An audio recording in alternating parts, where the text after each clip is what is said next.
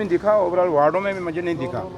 अब ये सोचने वाली बात है और क्यों नहीं है, बात करेंगे ऑनरेबल मिनिस्टर जो हेल्थ के, उनसे मैडम सकीना आंटी जी से भी बात करेंगे, उनसे भी डिस्कस करेंगे, क्योंकि इतना रश अगर वहाँ जा रहा है तो कम से कम ये मेन हॉस्पिटल है गांधीनगर के अंदर है और काफ़ी सारी चीज़ें ये कैटर कर सकता है। बट अब ये क्योंकि जैसे मुझे जनरल साहब ने बताया कि यहाँ सुप्रिटेंडेंट साहब ने कि कुछ चीज़ों का है, जैसे यहाँ पे एक्सरे के लिए एक ही है और वहाँ कम से कम 2-3 होनी चाहिए। रश वहाँ मैंने देखा बहुत काफ़ी था। दूसरा सीटी स्कैन के लिए वहाँ पे उसको नया लगाना है, 10 साल पुराना है।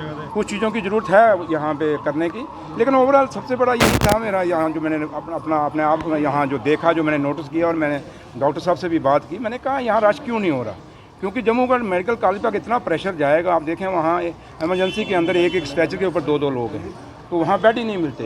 तो ये सोचने की ज़रूरत है और इस पर कोई ना कोई डिसीजन लेने की ज़रूरत है, तो लिहाजा डिस्कस करेंगे।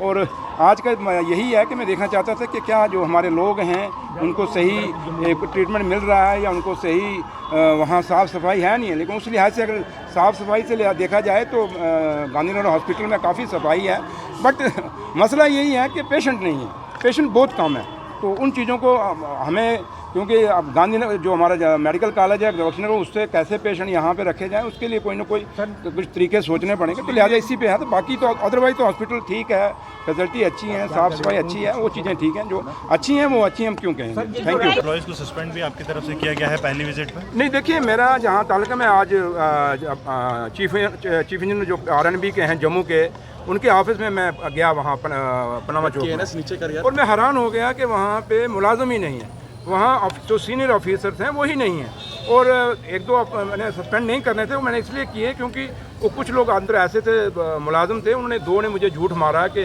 जी जनाब दूसरे की एप्लीकेशन आई हुई है। मैंने कहा ला एप्लीकेशन, तो एप्लीकेशन उसने अब खुद लिखी हुई, नीचे साइन ही कोई नहीं। तो लिहाजा जब मुझे मेरे सामने ये चीज़ आई तो मुझे फिर मौके पे वो लोग सस्पेंड करने पड़े।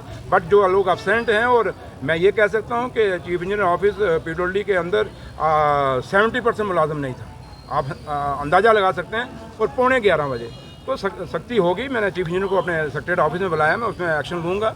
और ये नहीं कि हम ऐसे छोड़ेंगे, क्योंकि हमने ऑफिसरों को साफ कहा है कि हम चुने हुए लोग हैं, हमारी जवाबदेही लोगों के आगे है, तो इन लोगों की भी जवाबदेही है।